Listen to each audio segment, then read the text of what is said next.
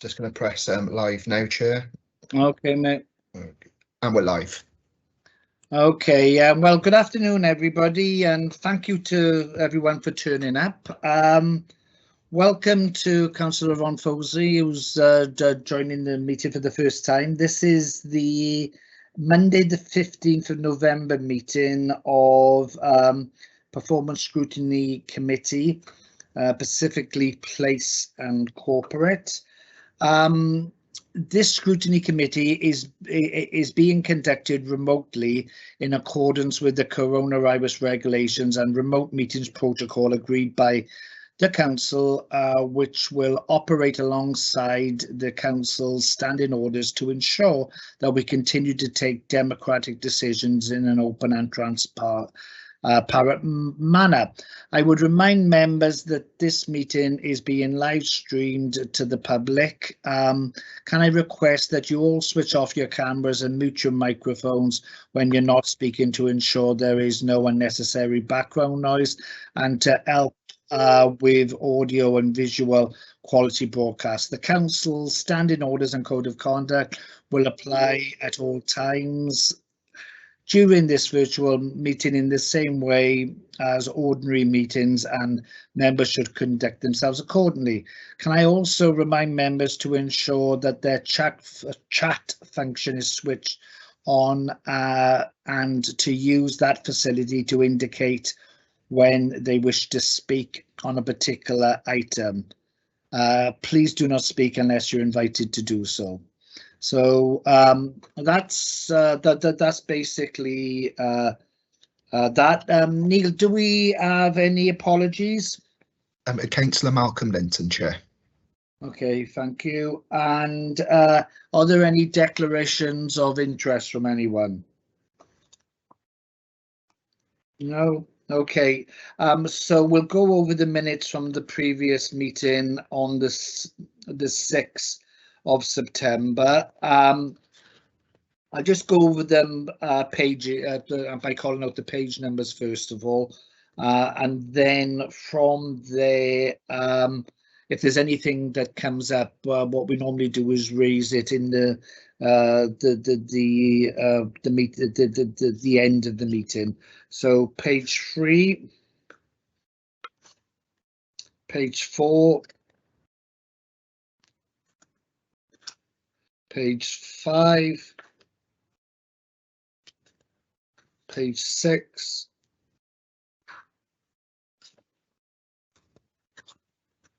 page 7, of course page 8 is blank. Okay, that's that all. So thank you. I understand that John has chaired the last meeting, if not the one prior to that, so whoever's chaired that meeting. So thank you, Councillor Richards, for stepping in into the role for those meetings. Really meant a lot. So we're on to the item number 4, the 2021-22 Service Plan Mid-Year Review. For members, it starts on page 9, I believe, and for this we've got Councillor Ray Truman, Councillor David Mayer and Councillor Jason Hughes, with Gareth and Reese being the officers. What we normally do is ask you guys to give us an overview, either the officer or the cabinet member, and then we open it up to questions. Are we happy to do that this time, guys? Yes, Chair. Yeah, okay, cool. So it is what would you rather, cabinet members? Would you rather the officers do the overview, or would you like to do it yourselves? It's up to you. And then we'll obviously the questioning we'll put through the officers. What would suit you best? Could I just interrupt, Chair? You said with the other Councillor Linton apologies for absence, but I've just seen his picture. So we've still got a little bit of Sorry, I'm you now, John. Thanks. A little bit of uncertainty over some pressures, so and they're the ones that we talk about all the time, and they're primarily the increase in the uptake in school meals. Okay, we got on now. Okay, so this is descending into something here. So is Ray here? Neil, is Ray here? No, he's not. He had cabinet or something, didn't he? Yeah. That's right. He's currently in informal cabinet chair. Okay, yes, of course.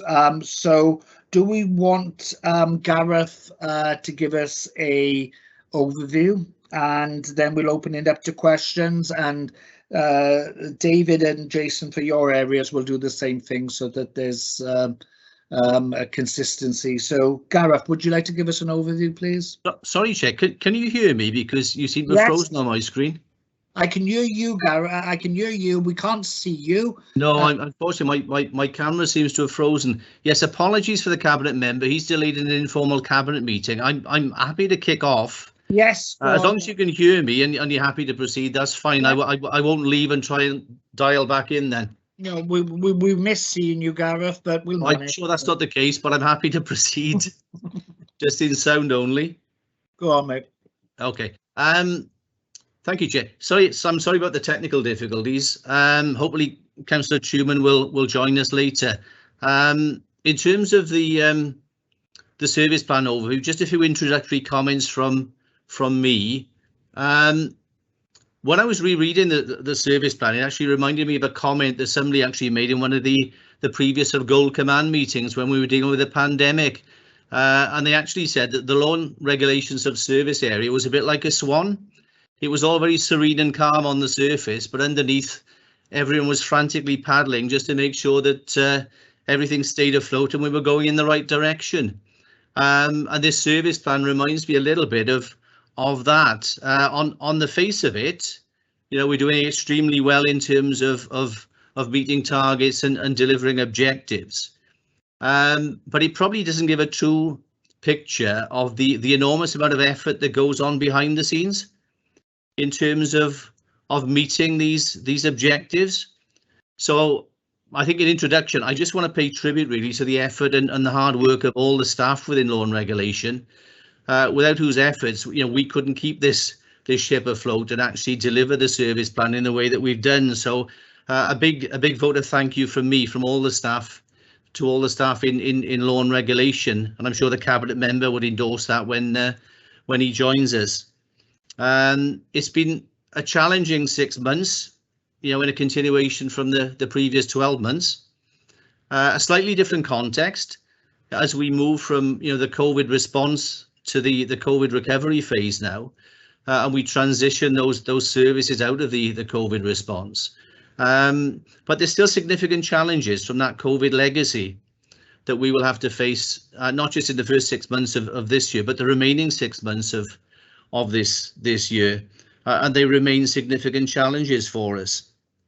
I mean, in terms of COVID itself, as I say in the summary, the Test, Trace, Protect service will continue until next June. We have extended funding from Welsh Government to do that, so that will continue, and that will continue to deliver important service in terms of where we are with COVID. And environmental health and public protection will still have to deal with their aspects of the COVID response in terms of supporting schools and care home settings, and in compliance with the regulations. So we will continue to do that, and that will continue to be a priority for the rest of the year.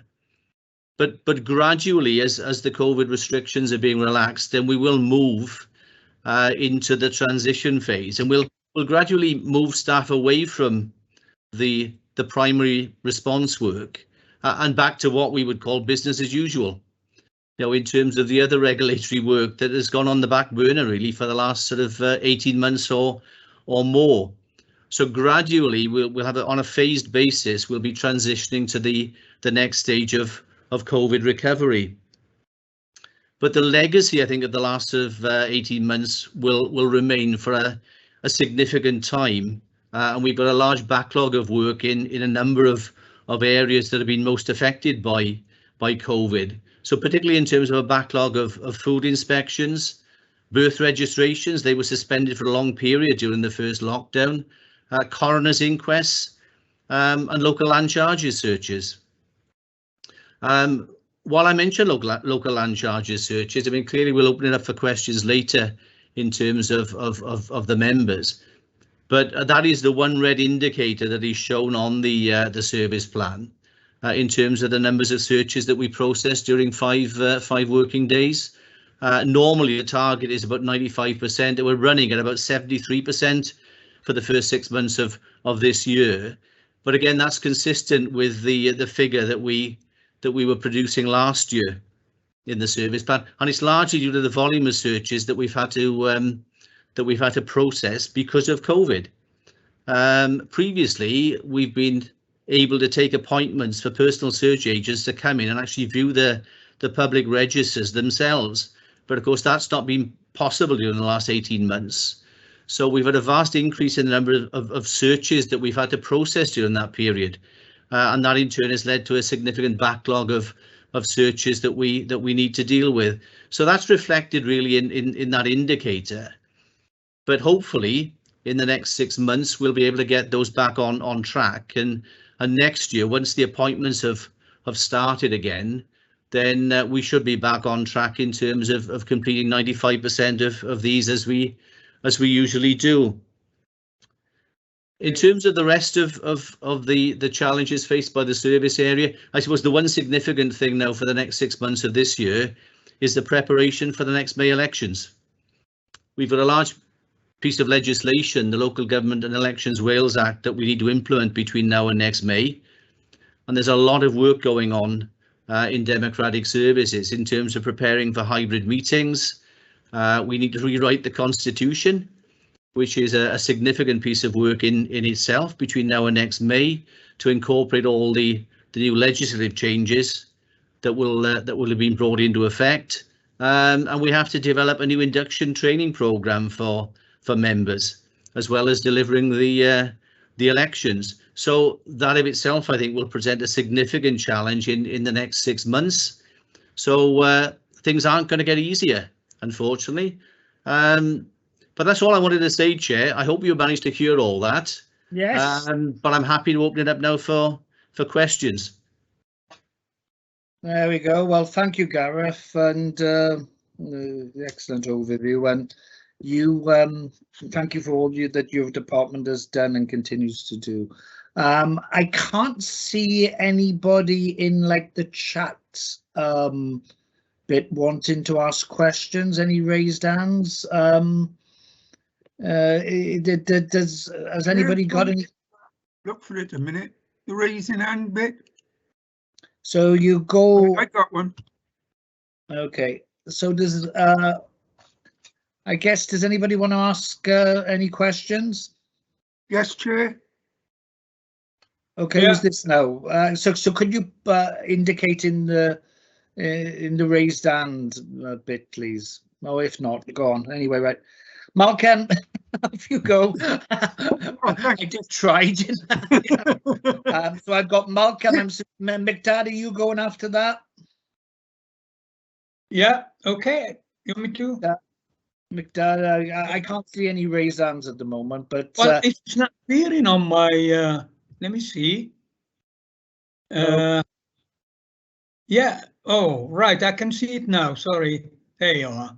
we'll manage our way through it anyway. And yes, no, you were there, McDad.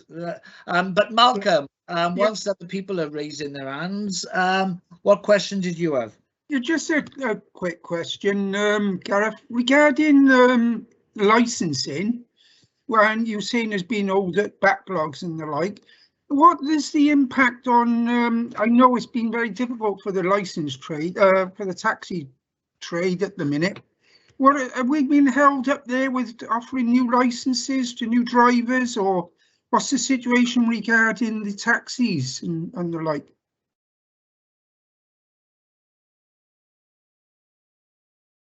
Hello? Gap, are you there, Gap? This is going well, isn't it? We had sound and no vision, and now we've got vision and no sound. Are you there, Malcolm? You're on mute, Malcolm.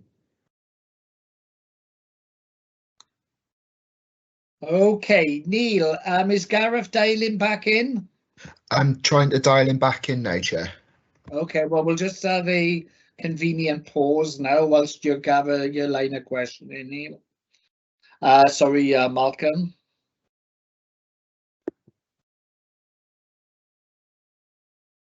We did. No, never mind.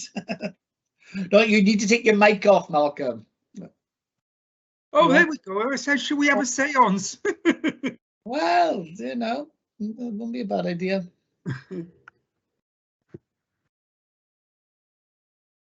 Gonna, We've got Gareth back now. John, are you there? oh no, I was going to say Gareth's waiting for a taxi. I mean, yeah, okay. Don't want to catch a bus then. So, Neil, is there an update? It's just still saying calling at the moment, Chair. Okay, what we'll do is, in the interests of bearing in mind that this is going live to members of the public who I'm sure will be very disappointed that so far they haven't got an answer to Malcolm's taxi question. We'll give it a couple more minutes and then we'll move on and then we can come back. Is that okay, Neil? Is that what you would advise, or would you caution me against that? Yeah, that's fine. If we just want to take a break for a couple of minutes, so everyone just turns their mics and cameras off, I'll continue to get hold of Gareth. Okay, so what I'm going to do is, Neil, as long as this is okay, we're going to wait a couple of minutes, yeah, and then I'm going to move on to David and Jason's area and invite Reese to do his overview. Is that acceptable to you? Yep, that's fine, Chair. I'll see if I can get Gareth back in. Okay, but so we'll wait a couple of minutes and then we can go back to Gareth if we can get him later. Okay. I think otherwise we're going to be you waiting. Yeah, you okay with that, David? Yeah. Yeah, that's fine, Chair. And I was going to invite Reese to do most of the talking. I mean, he's the expert on this, yeah. so. I was going to invite Reese to do your overview, David, as I did with the other cabinet members. Okay, so welcome to Chair. Thank you. Right, we'll give it another minute, Neil, and then we'll invite Reese to do his overview. Okay. Okay, Chair. Thanks. Maybe we can send a message to Gareth. I mean, there were a couple of questions there. Unless there are any more penetrating questions, perhaps the members can email in those questions, in fact, if he's having difficulties. Yeah. Okay, Reese, hi. As per Gareth, could you give us one of your overviews and we'll open it up to questioning then? Is that okay? No problem, Chair. Can Thank you you walk here and see me? Yes, you're there. Good. Okay. Thanks very much, committee. Hopefully I won't try and fill some time before Gareth gets back on to do his bit. So I'm here to talk through the first 6 months of people and business change service area and performance during 21-22. I'm going to say some very similar things to what Gareth said to start off with, which is obviously we've been doing that through an ongoing, incredibly challenging period of time because the ongoing issues around the pandemic. From a service area's point of view, obviously we've got some bits of the service area which are absolutely critical to the organisation's response around that. So I'm just going to talk through a couple of those bits as part of the overview before I get into any detail on performance. Civil contingencies is a critical part of people and business change, and obviously they have been front and centre throughout the entire response to the pandemic, going back to the earliest point in February 2020, when, if you recall, this was a disease that was sweeping through Italy, and about how we were going to respond to any potential impacts then. and they have worked, a very small team, but have worked incredibly hard all the way through the pandemic and continue to do so. Obviously, our response, Gareth's inability to stay within the meeting doesn't really help what I'm about to say, but from a digital IT point of view, we've come on massively over the course of the pandemic and continue to do that through 21-22. And that's been, you know, no small point to the staff involved in that, but also the council's prior investment into IT, which has put us in a really good position to be able to actually work in a flexible, hybrid and remote way. We've worked very closely with the service areas, Welsh Government and others to develop local area energy plan as part of the climate change agenda and the carbon neutral agenda. So working through that throughout the midst of the pandemic, and also which has been through council and partnership scrutiny committee, a movement from a Newport Public Service Board up to a Gwent Public Service Board. Continue to work with Home Office around resettlement, whether that's our role as an asylum dispersal area or the work we've been doing around Afghan resettlement or vulnerable person resettlement from the MENA region. Continue to do that in very incredibly challenging times. We've been working very closely with Gareth and Gareth's service here around the Local Government Elections Act. Members will recall a member seminar that we gave a while ago, talking through the details of that and the implications, and we continue to work through that. From a HR point of view, we've continued to roll out our manager self-service and our remote accessible IT system for all things HR, including your phone app to manage your own leave, toil, flexi, etc. But also quite a lot of reactive work from HR in order to try and meet some of the recruitment needs that we've got across the organisation because of pressures within services, but also shortages of staff. So that has been incredibly challenging. Strategic communications has been keeping its the work that it normally does going, plus obviously dealing with the really critically important public messaging around COVID during that course of time. Just as Gareth said about his service here, I thank my teams on a regular basis, but just to say, you know, they have worked incredibly hard throughout the pandemic. Going over above and beyond, and whether that's working within the civic centre, which a number of them are doing, or working out in communities, or actually working remotely, you know, they've continued to do that throughout this pandemic and support the organisation.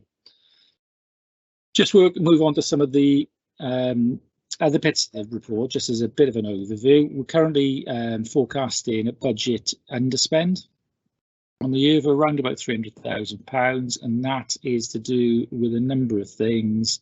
We've had some additional environments into the service in order to deliver some additional work. Because of the pandemic, some project work that we'd anticipated undertaking has been delayed, but also because we've been able, particularly through our IT retained budget, to actually reduce costs. So we're continually looking at that budget to see if we can actually get support packages, etc., cheaper for our IT systems, or rationalise our IT systems. So we've managed to reduce that budget again this year, and we'll continue to look at that. So that is always a bit of a movable feast. So budget is looking very healthy for the year, and then from a project point of view, corporate plan commitment was around Newport Intelligence Hub.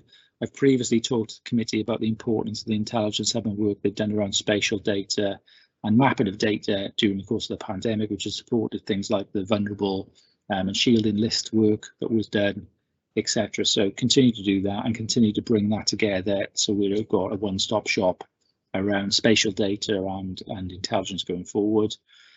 New Normal has been through other scrutiny committee a number of times, and that is about the organisational response to the way the world is now changing and what that looks like for us as an organisation, both from a democratic point of view and an officer point of view. So working through that project, and that is ongoing. I've previously mentioned the local area energy plan, so working with Welsh Government on that. Review and redesign of the corporate website, that is work that's in progress, and we've got an extended time scale in order to do that, because that is a significant piece of work for us. And the last one on that list, local land charge registration for land registry, which is to do with the national change, and that, whilst there's only a 3%, is on target for delivery. And just very quickly move into the performance side of this, just to cover off some of the red indicators we've got at the moment. We've got a few red indicators. They're primarily to do with training provision. I've previously talked to committee about this. From September, we started face-to-face training delivery, following risk assessments, so make sure we're doing that in a managed and mitigated way because of the pandemic. So I'm confident our figures around training are going to increase during the course of the rest of this year. So that's primarily to do with Welsh language awareness, preventing violent extremism, although that is amber rather than red, and equality training. And we've got an extensive inclusive leadership programme underway for equality training at the moment. And then the other red is to do with manager undertaking check-ins. Now, just to reassure committee, that does not mean managers are not meeting regularly with members of staff, given supervision. What that is to do with the way we record that through our iTrench system. So this was a system we implemented just before we went into lockdown. We have not pushed forward that area of that system during the course of the pandemic. We've just begun to do that. That's why the figures look low. That's why, again, I anticipate that to improve for the next 6 months. Happy to take any questions, Chair. As excellent as ever, Neil. Thank you, Rhys. Okay, so a little update, not to overshadow Rhys's performance. Gareth is dropping in and out, so we're going to carry on with the any questions for Rhys and then maybe go back to that later. Okay. Are there any questions? McDad, you've popped up, so yeah. I'm guessing that you may have a question. Yeah. Okay, over to you.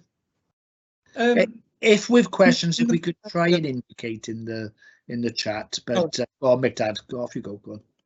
Okay. On the financial forecast, Rhys, page, what page have I got? Page 46, I think. Yeah. Or page 9, sorry, page 5 in. See, page 5 and page 46. You said about the underspend, so that's the difference between the budgeted and the forecast, yeah? Where is the actual? I mean, where does the actual actually lie between those?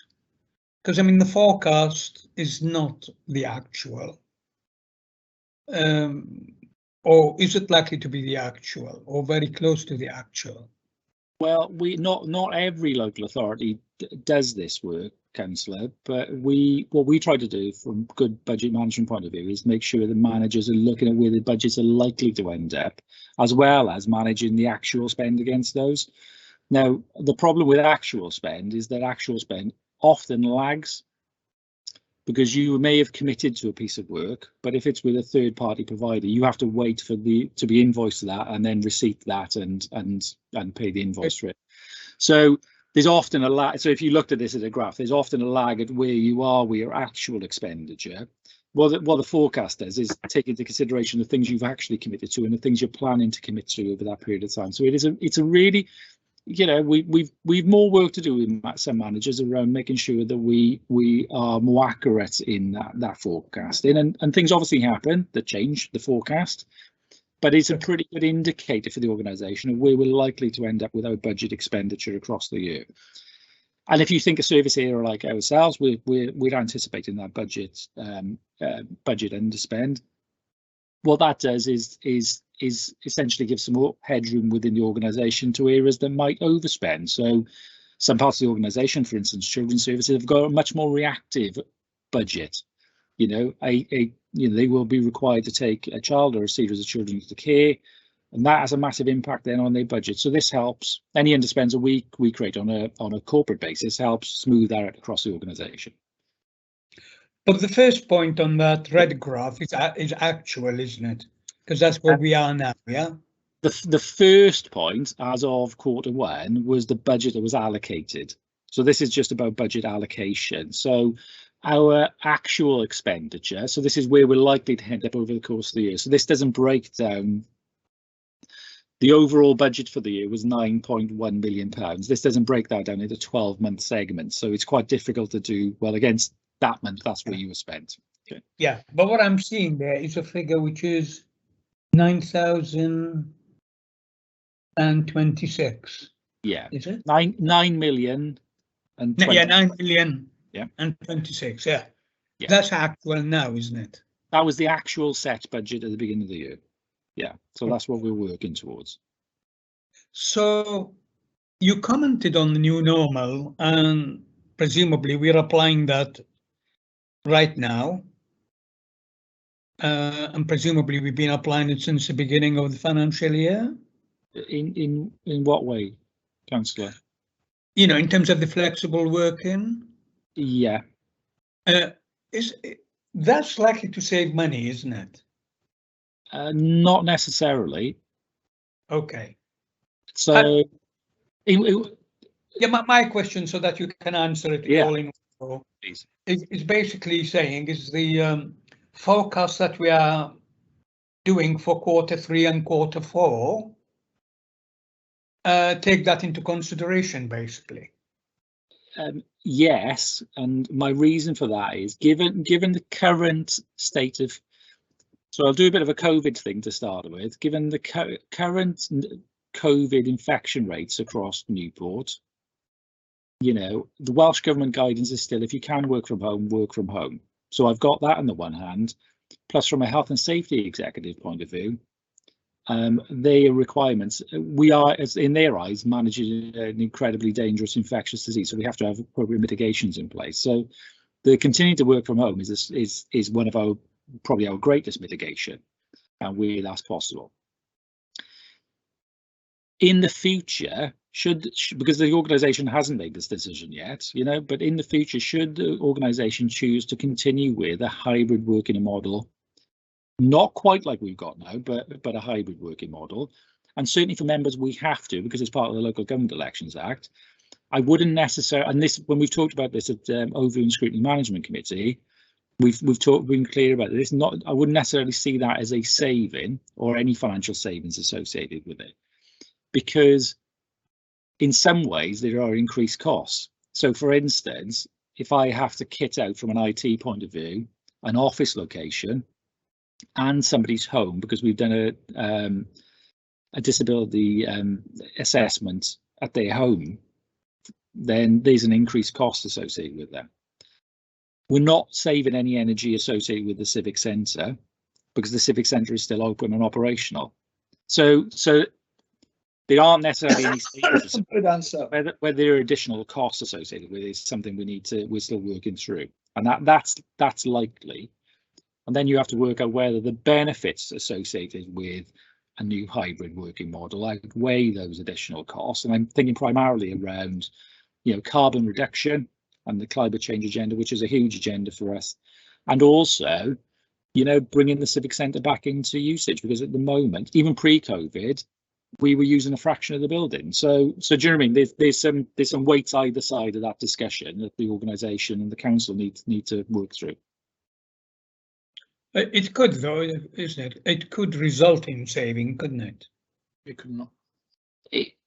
It could in some ways, but we've not approached that as a saving model. If I put it that way. Oh, I understand there is a well-being factor, there is an environmental factor, you know, all laudable, but sort of stand to reason as well that if we're going to move into maybe smaller operational areas, and there will be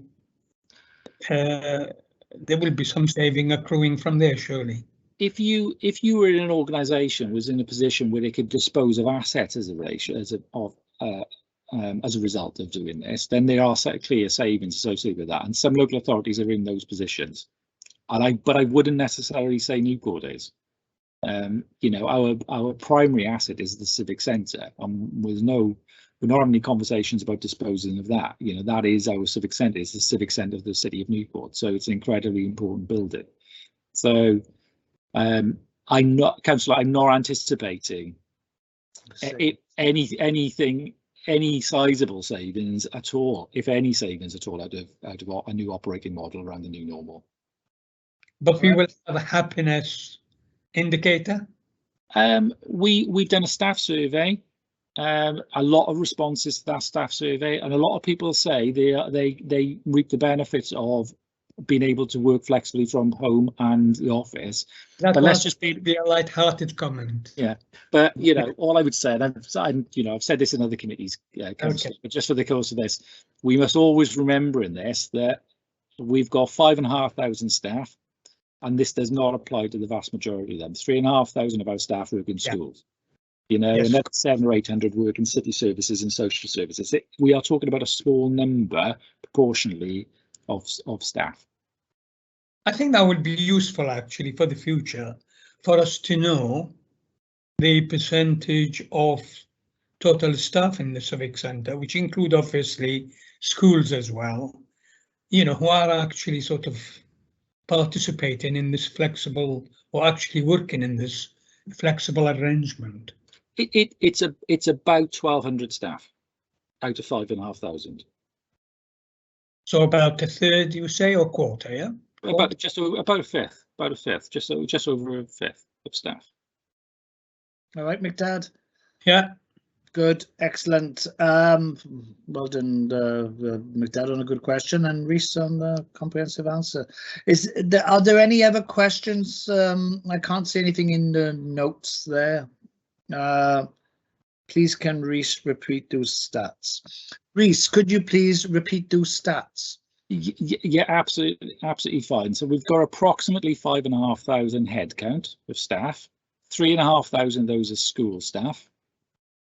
There's around about 1,970 non-school staff, and about 700 or so of those work in city services or social services. They work in shift patterns, face-to-face contact, etc., etc. So we're looking at around about 1,200 of our 5,500 staff that are afforded the luxury and the protection of working in this flexible way. Obviously, we've got very robust risk assessments in place and mitigations in place for other staff, and that's been borne out by the infection rates we've had in our during the pandemic.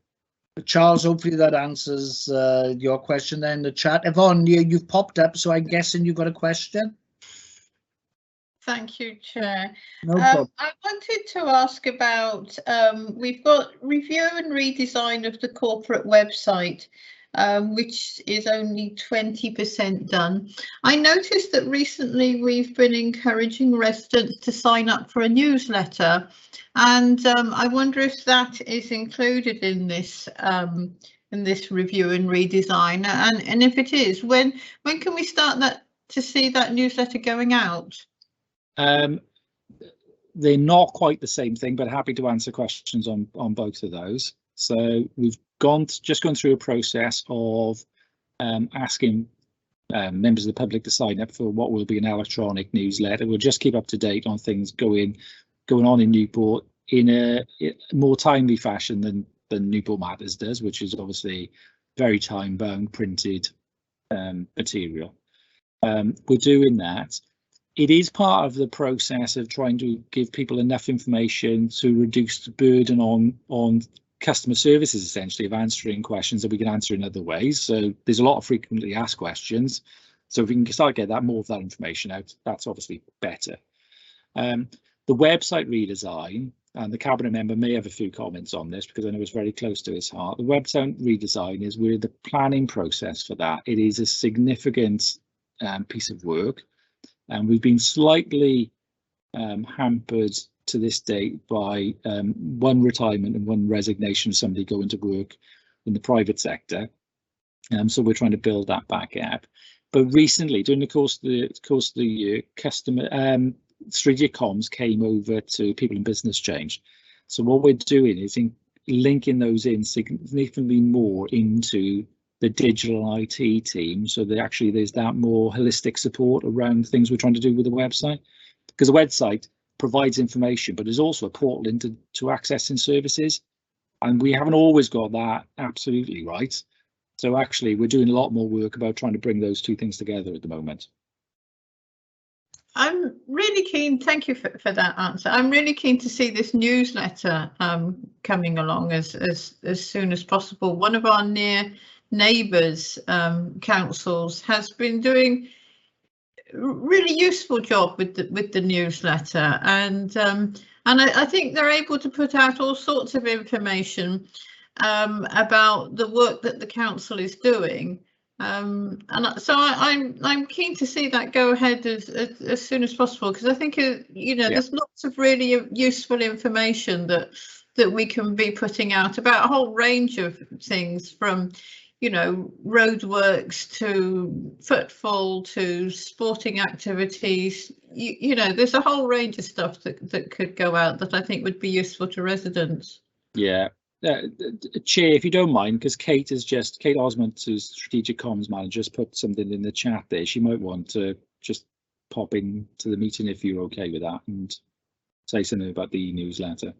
Yes, Rhys, I was just about to say, Kate, do you want to join us? And you've just said the e-newsletter is live and is distributed every fortnight, which is great. Is there anything else you'd like to add to that? David, I'll come to you after Kate, if that's okay. Yeah. Thanks, Chair. Yeah, it was just to confirm the e-newsletter was, you're right, Councillor Forsey, we put out the request for people to sign up earlier in the year. It's been live for a number of months now. It goes out every fortnight. People can sign up to it via the website. They can put their preferences in, and we're regularly reviewing it for content, etc., and we'll look at the frequency as it progresses. So if there is anything that certainly councillors want to include in it, they can get in touch with the team and we can have that discussion about getting it out there. But yes, it's live and it's going to residents every fortnight. Oh, I'm really surprised to hear you say that, because I've signed up for it and I haven't received one. You may want to check your spam email, because you have to make sure that the councils, the do not reply, we get this a lot, don't we, with a lot of marketing communications. If they're not within your approved list of recipients' emails, they sometimes go into your spam folder. So if you have a look in that folder and tick it as a trusted email, then it should come through to your inbox on a fortnightly basis. Okay, thank you. I'll have another look. I didn't realise it was going out and I was missing it. There we are. Yvonne, have you covered everything? David, would you like to come back on that one? Yes. Thank you, Kate. Thank you. Thank you, Chair. No, just on the website, really. I mean, this is something you probably know, that it was my idea to set up the website. It was resisted by officers 20 years ago. They didn't think this was a good use of our money, or email for that. Nobody uses email apart from you, is one officer said to me. So, but what we're faced with now, we have an inordinate amount, and sometimes mischievous, I believe, and I'm speaking politically now,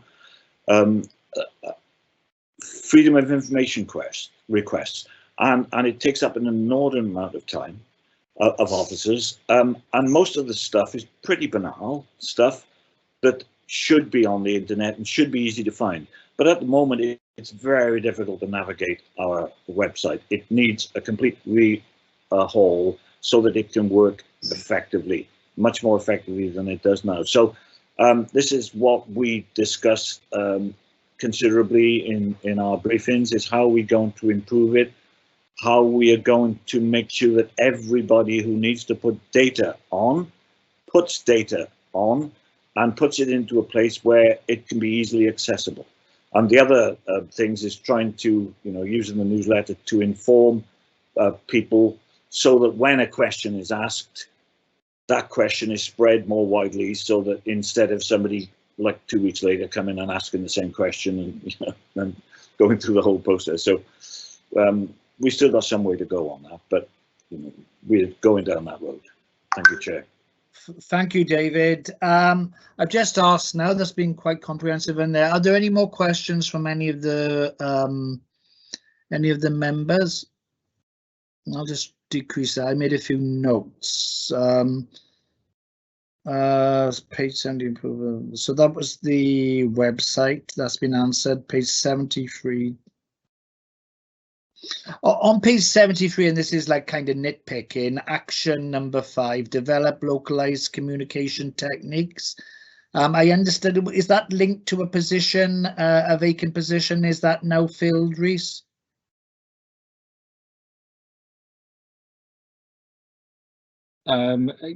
Chair Kate might want to come back in just to answer that, because it's a good thing. Just a few like notes that I made when I was looking at it. So yeah, Kate, if you're there. And the other one was develop a follow-up community impact. Do we estimate when it's right? And then page 73, just to get them all done now and save me calling it up again. Develop a follow-up to the community impact assessment to understand the impact of COVID-19 pandemic and further lockdown restrictions has had on Newport communities. Do we have any estimate on when this action will be complete?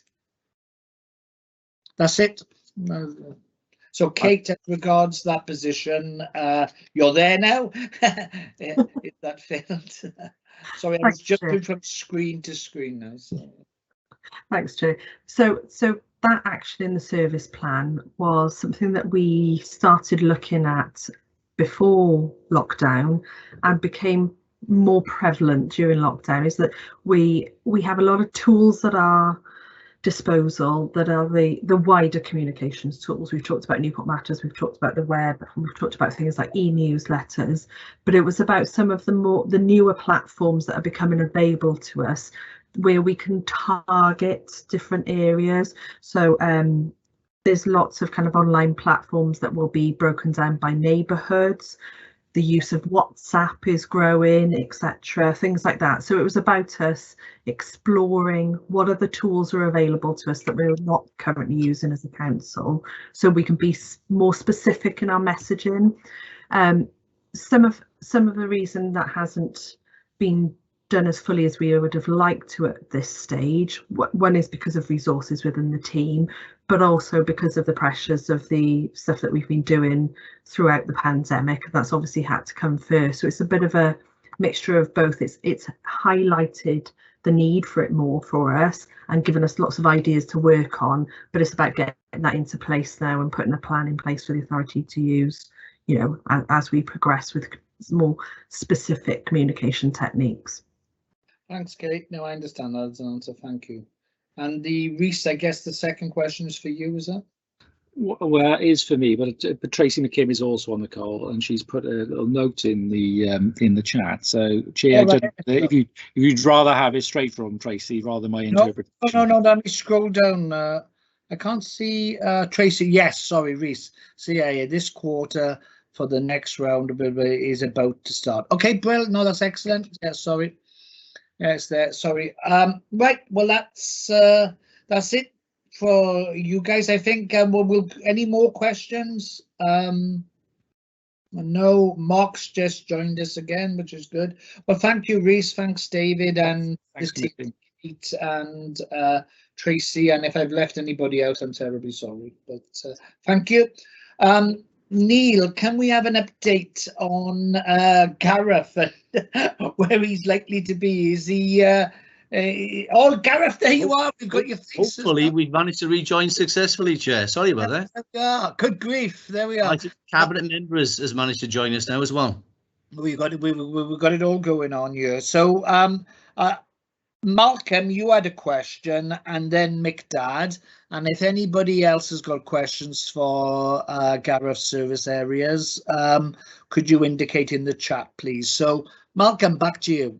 Thank you, Chair. Gareth, regarding the taxi services, drivers licensing and the like, I noticed there's been a bit of a shortage on taxis. How's that impacting on the licensing and granting of these new taxi drivers and the like?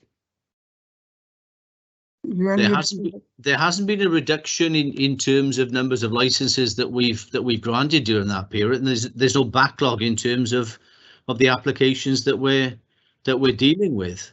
Now, I mean, obviously, you know, the initial lockdown period was difficult for the taxi and private hire drivers anyway, in terms of the first lockdown period.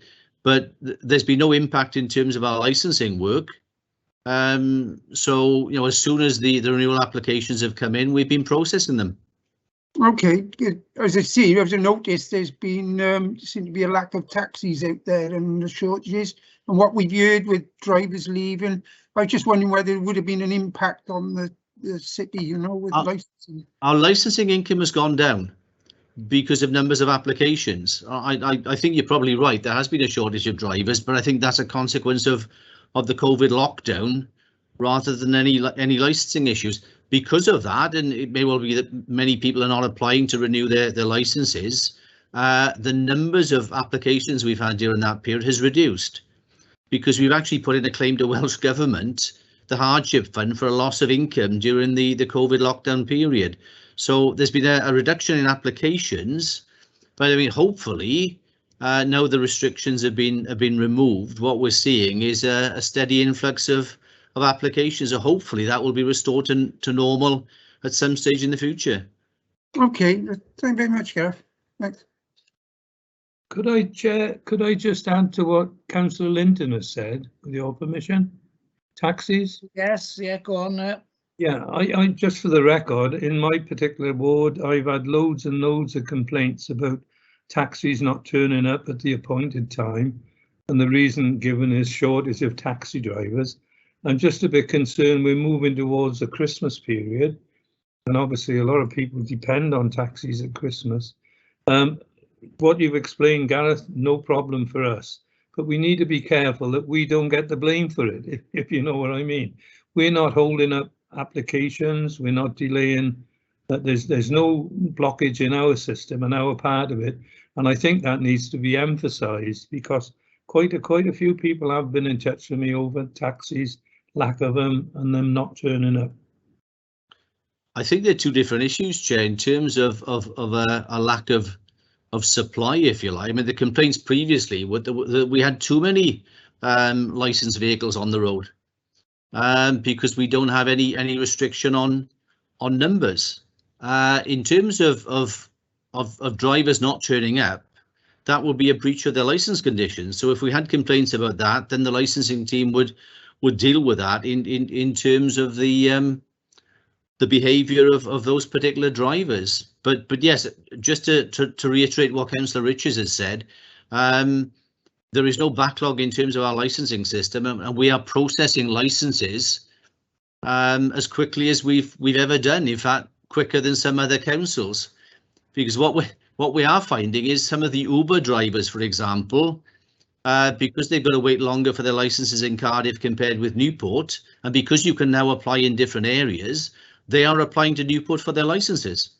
So, you know, we are very prompt in terms of our turnaround times for vehicle licenses. Thank you very much. That's a helpful answer. Thank you. That's interesting. Right. Okay. Not necessarily in our brief, but interesting, related, I suppose. McDad, you had a question. Are you there to put it? Yes, you are there. Yeah, good. I am. Yeah. Hi, Gareth. Nice to see you. And you? Gareth, I'm slightly puzzled on the sort of read it on from your executive summary to the graph of the budget against, you know. Let me give you a chance and just say, is that the correct one? No, you're right to be puzzled. I looked at that as well, and I think it's the wrong graph. There's a complete, you know, lack of correlation between my comments and what's in that graph. Let me set the record straight, because according to that graph, we're about 1.6 million overspent on our 2 million budget. Well, we've got a 6.7 million budget, and as at the end of October, we were predicting an underspend of £27,000. So please ignore that graph in the service plan. That was the one thing I didn't check. The one bit of information actually that comes from finance rather than from law and regulation, and it's incorrect. What I said was correct at the time of publication. Back in September, we were predicting a small overspend of £63,000 because of the increase in the council's insurance premiums.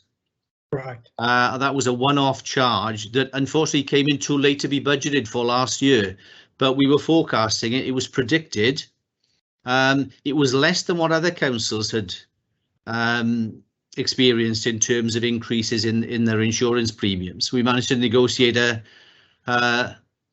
lesser increase in our premiums, but nevertheless it was a one-off pressure.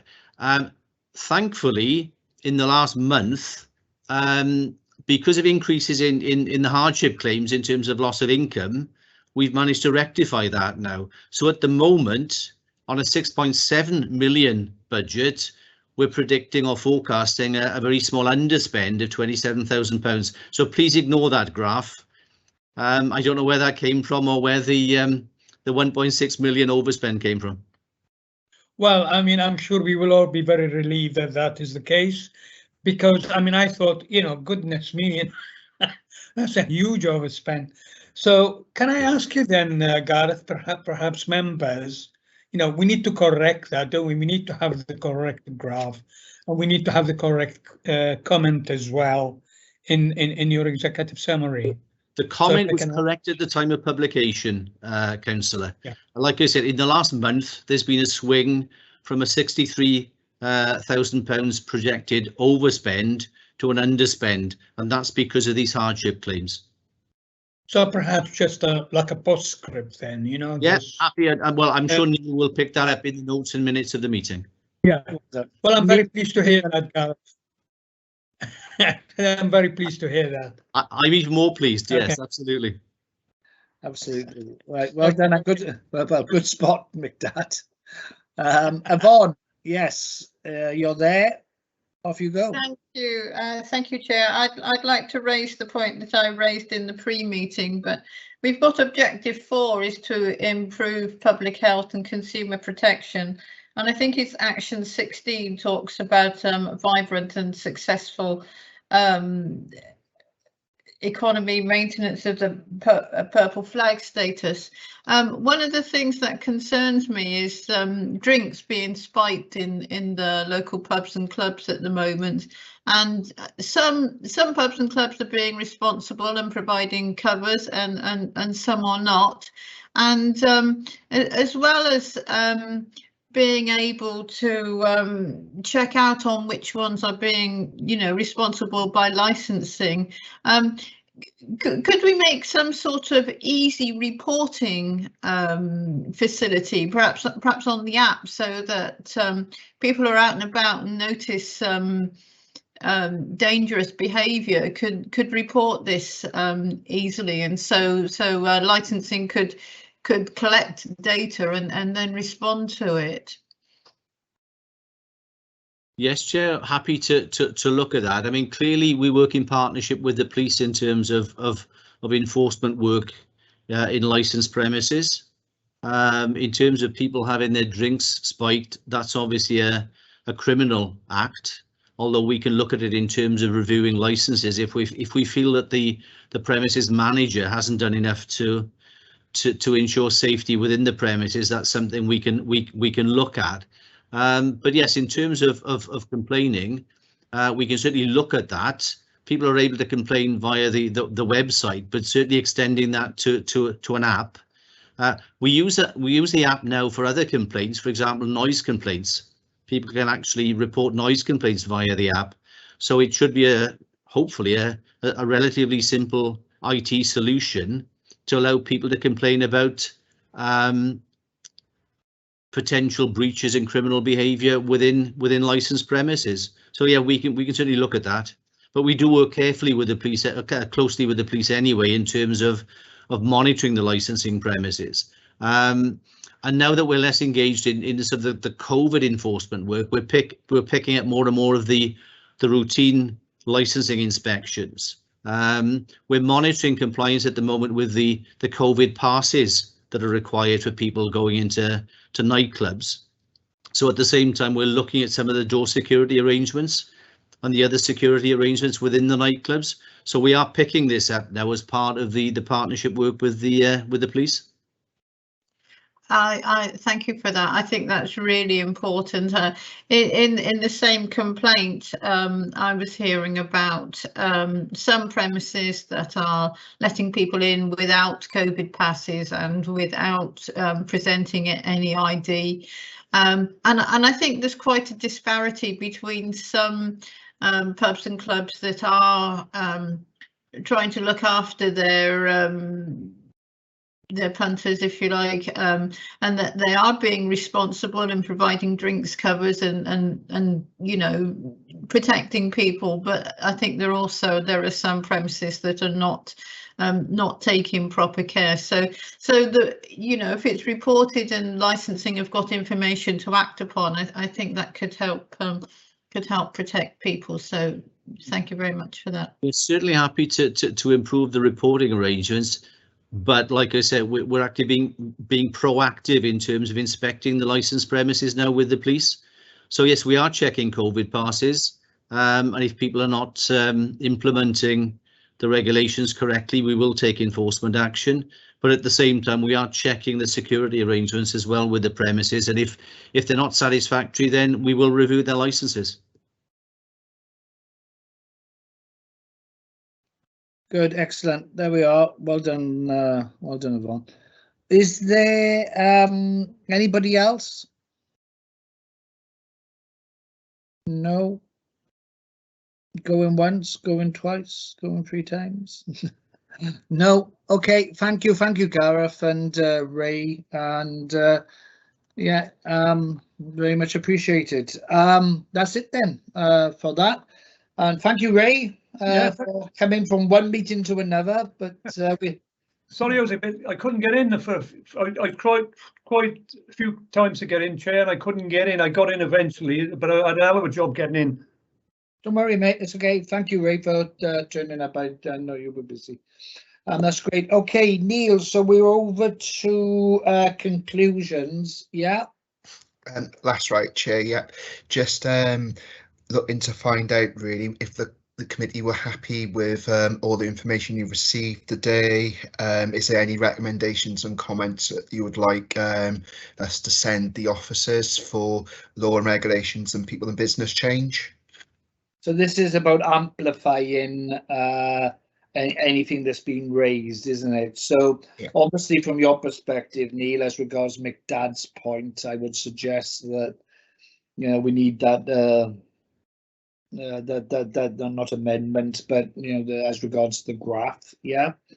And actually, you know, I did generally Yvonne's point and questioning was incredibly strong. And would members be adverse to us amplifying that?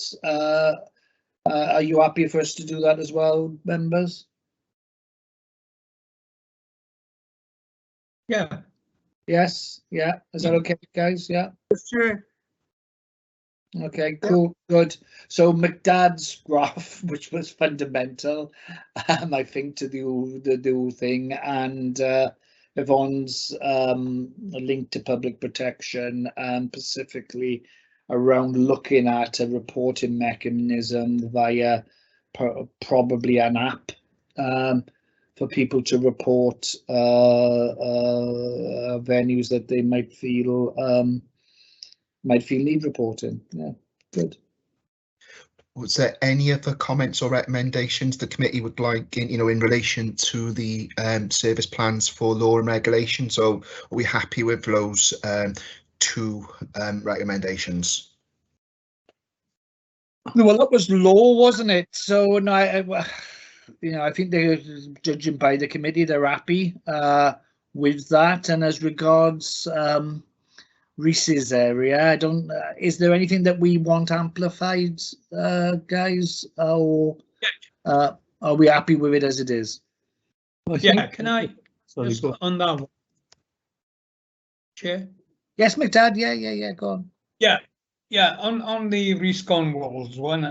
Yeah, I think this new normal is very interesting. I mean, I found the comments from Reece, you know, about perhaps the motivation for it.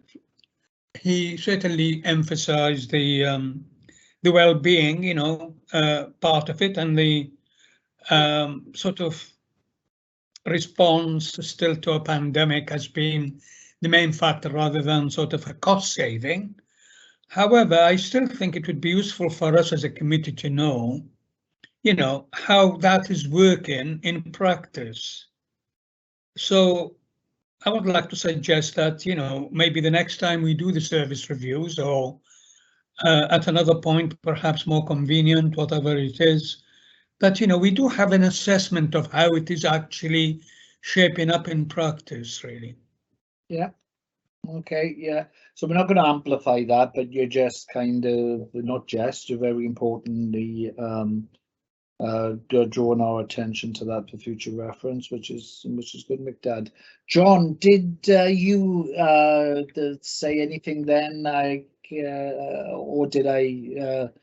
No, I just make a point, and I know Malcolm Linton raised it, Councillor Linton, but this taxi thing, I was inundated for a week of complaints about taxis not turning up, etc., etc.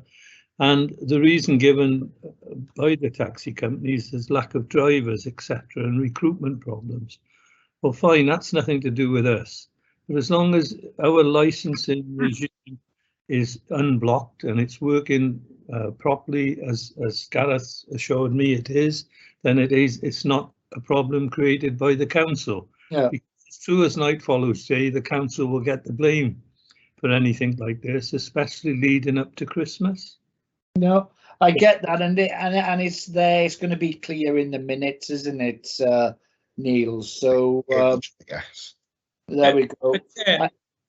Chair, can I just say, just a note of caution here. I really think we'd be, if there are real complaints being made, you know, to members, I think perhaps they should feed that to the licensing committee. Yeah.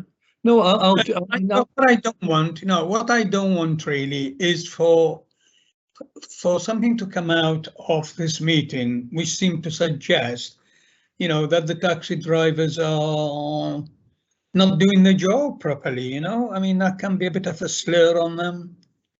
So I think really for actual complaints, you know, I think they should be fed back.